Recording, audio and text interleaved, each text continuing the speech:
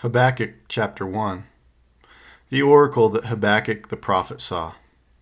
O Lord, how long shall I cry for help, and you will not hear, or cry to you violence, and you will not save? Why do you make me see iniquity, and why do you idly look at wrong? Destruction and violence are before me. Strife and contention arise. So the law is paralyzed, and justice never goes forth. For the wicked surround the righteous, so justice goes forth perverted. Look among the nations and see, wonder and be astounded, for I am doing a work in your days that you would not believe if told. For behold, I am raising up the Chaldeans, that bitter and hasty nation, who march through the breadth of the earth, to seize dwellings not their own. They are dreaded and fearsome, their justice and dignity go forth from themselves.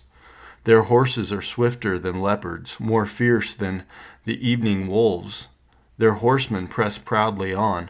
Their horsemen come from afar. They fly like an eagle swift to devour. They all come for violence, all their faces forward. They gather captives like sand. At kings they scoff, and at rulers they laugh. They laugh at every fortress, for they pile up earth and take it. Then they sweep by like the wind and go on, guilty men whose own might is their God. Are you not from everlasting? O Lord my God, my Holy One, we shall not die. O Lord, you have ordained them as a judgment, and you, O Rock, have established them for reproof. You who are of purer eyes than to see evil and cannot look at wrong, why do you idly look at traitors and remain silent when the wicked swallows up the man more righteous than he? You make mankind like the fish of the sea, like crawling things that have no ruler.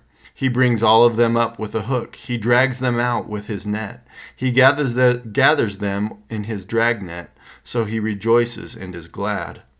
Therefore he sacrifices to his net and makes offerings to his dragnet, for by them he lives in luxury and his food is rich. Is he then to keep on emptying his net and mercilessly killing nations forever? I will take my stand at the watch post and station myself on the tower and look out to see what he will say to me and what I will answer concerning my complaint. And the Lord answered me, Write the vision, make it plain on tablets, so he may run who reads it. For still the vision awaits its appointed time. It hastens to the end. It will not lie. If it seems slow, wait for it. It will surely come. It will not delay. Behold, his soul is puffed up. It is not upright within him, but the righteous shall live by his faith. Moreover, wine is a traitor, an arrogant man who is never at rest. His greed is as wide as Sheol. Like death, he has never enough. He gathers for himself all nations and collects as his own all peoples. Shall not all these take up their taunt against him, with scoffing and riddles for him, and say, Woe to him who heaps up what is not his own, for how long? And loads himself with pledges? Will not your debtors suddenly arise, and those awake who will make you tremble? Then you will be spoil for them. Because you have plundered many nations, all the remnant of the people shall plunder you, for the blood of man and violence to the earth, to cities and all who dwell in them. Woe to him who gets evil gain for his house, to set his nest on high, to be safe from the reach of harm. You have devised shame for your house by cutting off many peoples. You have forfeited your life. For the stone will cry out from the wall, and the beam from the woodwork respond. Woe to him who builds a town with blood and founds a city on iniquity. Behold, is it not from the Lord of hosts that peoples labor merely for fire and nations weary themselves for nothing? For the earth will be filled with knowledge. The earth will be filled with the knowledge of the glory of the Lord as the waters cover the sea. Woe to him who makes his neighbors drink. You pour out your wrath and make them drunk in order to gaze at their nakedness. You will have your fill of shame instead of glory. Drink yourself and show your uncircumcision. The cup in the Lord's right hand will come around to you, and utter shame will come upon your glory. The violence done to Lebanon will overwhelm you, as will the destruction of the beasts that terrified them, for the blood of man and violence to the earth, to cities and all who dwell in them. What profit is an idol when its maker has shaped it, a metal image, a teacher of lies? For its maker trusts in his own creation when he makes speechless idols.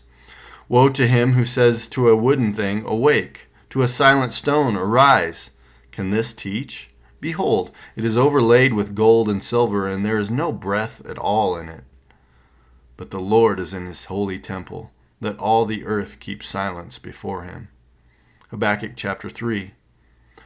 A prayer of Habakkuk the prophet, according to the Shigionoth. O Lord, I have heard the report of you, and your work, O Lord, do I fear. In the midst of the years revive it, in the midst of the years make it known, in wrath remember mercy. God came from Teman, and the Holy One from Mount Paran, Selah. His splendor covered the heavens, and the earth was full of his praise. His brightness was like the light, rays flashed from his hand, and there he veiled his power. Before him went pestilence, and plague followed at his heels. He stood and measured the earth. He looked and shook the nations. Then the eternal mountains were scattered. The everlasting hills sank low. His were the everlasting ways. I saw the tents of Cushan in affliction.